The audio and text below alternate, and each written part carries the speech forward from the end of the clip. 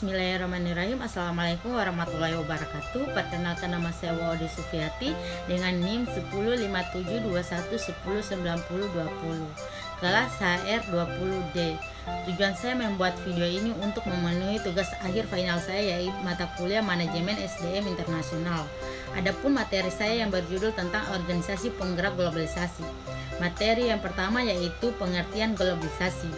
Globalisasi atau integrasi internasional adalah proses integrasi atau interaksi terhadap di antara entitas, individu, dan negara yang berbeda di seluruh dunia.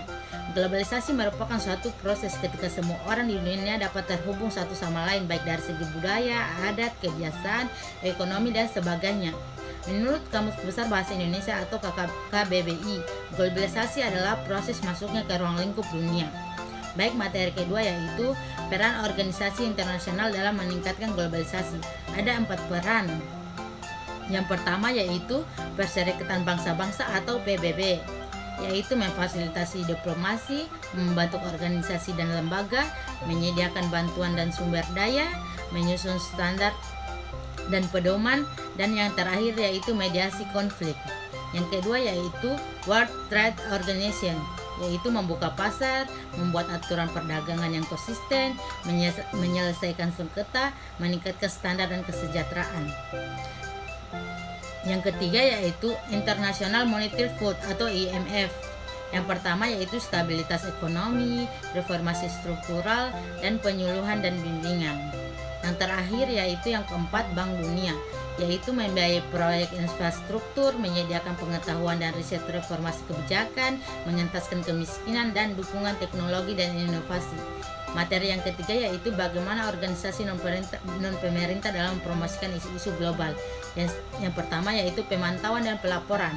NGO seperti Amnesty International dan Human Rights Watch melakukan pemantauan di seluruh dunia untuk mengidentifikasi pelanggaran hak asasi manusia. Yang kedua yaitu advokasi. NGO bekerja sama dengan pemerintah dan organisasi internasional untuk mempengaruhi peraturan dan kebijakan mendukung hak asasi manusia dan perlindungan lingkungan. Yang ketiga yaitu pendidikan dan kesadaran. NGO menyebarkan informasi tentang isu-isu global kepada masyarakat luas.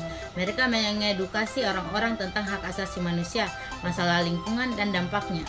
Yang keempat yaitu bantuan kemanusiaan. Organisasi seperti UNICEF dan Save the Children memberikan bantuan kemanusiaan kepada orang-orang yang tertekan dampak konflik, bencana alam, atau kemiskinan ekstrim.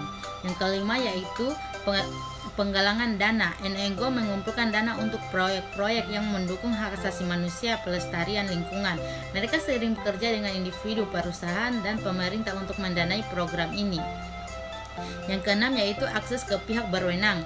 NGO memiliki akses yang lebih mudah ke daerah-daerah yang sulit dijangkau oleh pemerintah atau organisasi internasional, sehingga mereka dapat memberikan bantuan langsung dan memantau situasi dengan lebih efektif. Materi yang keempat yaitu bagaimana dampak organisasi dalam teknologi dan komunikasi. Yang pertama yaitu standarisasi. Itu mengembangkan standar internasional untuk teknologi komunikasi seperti 4G, 5G, dan teknologi lainnya. Standar ini kemungkinan perangkat dan jaringan komunikasi dari berbagai produsen berinteroperabilitas, memudahkan komunikasi lintas negara. Yang kedua yaitu pengaturan spektrum frekuensi radio. Itu membagi dan mengatur spektrum frekuensi radio global sehingga frekuensi radio yang digunakan oleh perangkat dan layanan komunikasi diatur dengan baik untuk mencegah interferensi dan konflik. Yang ketiga yaitu pengembangan teknologi.